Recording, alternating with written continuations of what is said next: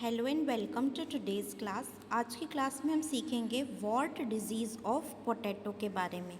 आलू में वॉर्ट नामक डिजीज़ होती है, इसके बारे में आज हम स्टडी करेंगे। This is assistant professor Muskan Jain and let's start our topic. Wart disease of potato मतलब आलूओं में एक डिज़ीज़ होती है जिसका नाम होता है वॉर्ट डिज़ीज़। ठीक है, ये वाली जो डिज़ीज़ होती है ये एक फंजाई की वजह से होती है जिसका नाम होता है काइट्रिड फंगस, और उसका जो साइंटिफिक नेम है वो है सिंक्ट्रियम एंडोबायोटिकम। क्या नाम है? सिंक्ट्रियम एंडोबायोटिकम।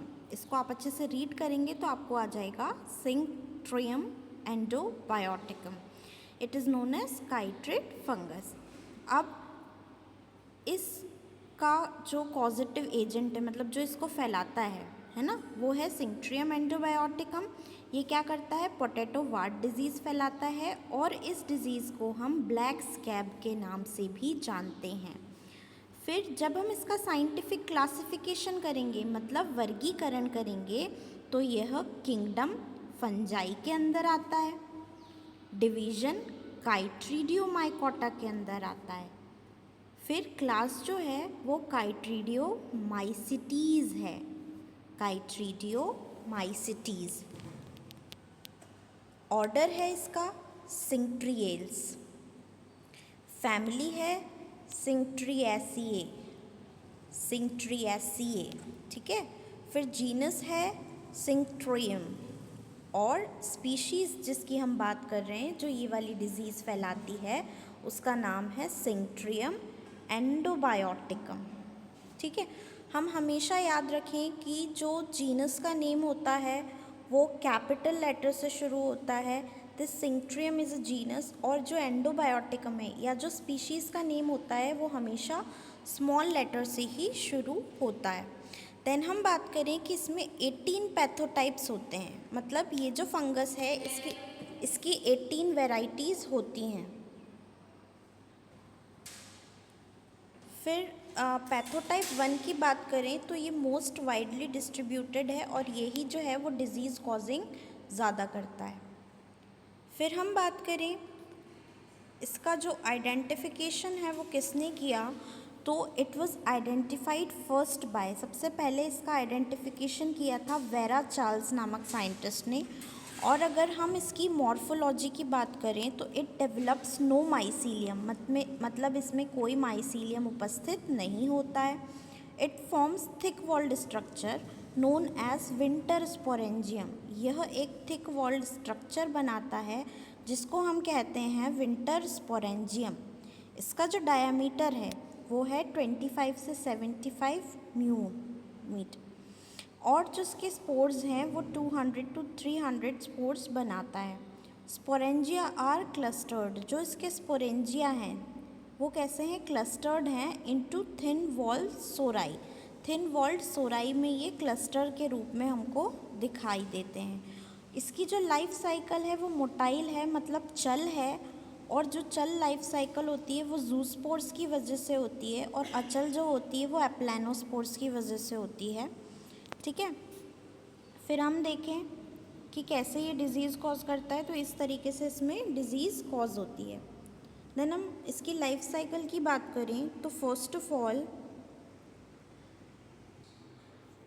इसकी जो लाइफ साइकिल है या जो इसका जीवन चक्र जिसे हम कहते हैं, उसमें इन spring at high temperature and high moisture content, मतलब स्प्रिंग सीजन में उच्च तापमान पर और उच्च नमी पर क्या होता है? स्पोरेंजिया का जर्मिनेशन होता है, मतलब स्पोरेंजिया जर्मिनेट हो जाते हैं और उनके अंदर से मोटाइल जूस्पोर, मतलब चल जूस्पोर्स जो हैं वो निकलते हैं।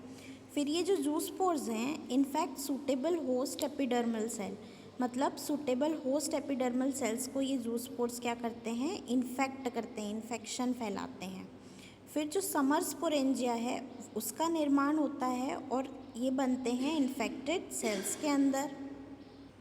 फिर ये क्या करते हैं? They quickly releases new population of zoospores, और फिर ये जो नया पॉपुलेशन होता है they infect plant cells swell, इसमें स्वेलिंग आ जाती है, divide and surround the dividing zoospores resulting in the वॉर्ट।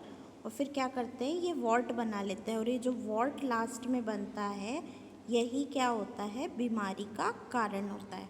ठीक है, तो ये इसकी स्टेप्स हैं कि उच्च तापमान और उच्च नमी पर स्पोरेंजिया का जर्मिनेशन होता है, फिर ये अपने अंदर से मोटाइल जूस्पोर्स निकालते हैं और ये समर स्पोरेंजिया कहलाते हैं।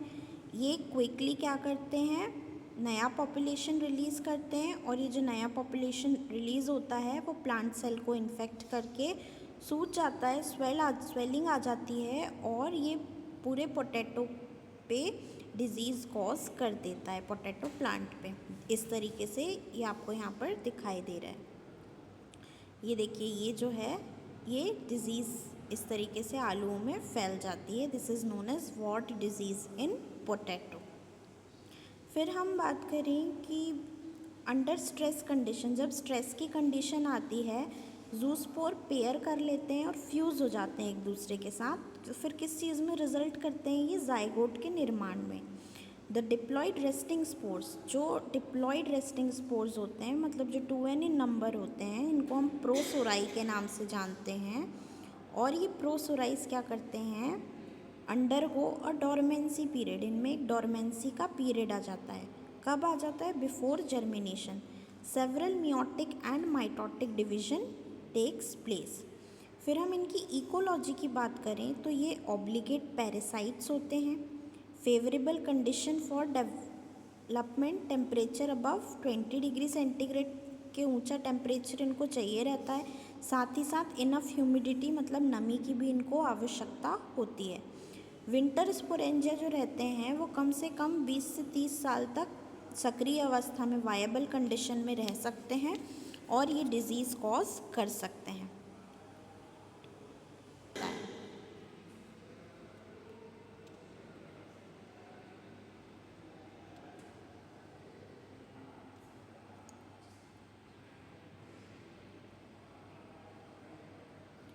यहाँ पर हम देखें, Synchytrium endobioticum originates from Andean region of South America. इसमें जो इन्फेक्शन होता है वो उसकी मिट्टी की जो pH होना चाहिए वो 3.9 से 8.5 होना चाहिए। सॉइल का जो टेम्परेचर है एटलीस्ट 8 डिग्री सेंटीग्रेड होना चाहिए, और पानी की रिक्वायरमेंट होती है स्पोरेंजिया को जर्मिनेट करने के लिए। इसमें कुछ माइक्रो न्यूट्रिएंट्स की आवश्यकता होती है, जैसे boron, Cu, Zn, MO etcetera, ये माइक्रो न्यूट्रिएंट्स होते हैं। फिर हम इसके आगे की बात करें तो it is added in United States federal bioterrorism list for agriculture plant pathogen in 2002। इसको एक बायो टेररिज्म का माध्यम माना गया है। बायोलॉजिकली जो बीमारियां होती हैं उन्हें हम बायो टेररिज्म कहते हैं। और किस वजह से माना गया है, तो इस वजह से माना गया है public health security and bio terrorism preparedness response act के तहत। और इसका जो रीसेंट आउटब्रेक हुआ था 2021 में हुआ था, एक जगह का नाम है Prince Edward island in Canada में हुआ था।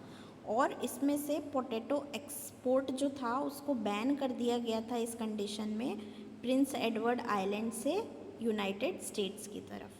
ठीक है, तो थैंक यू।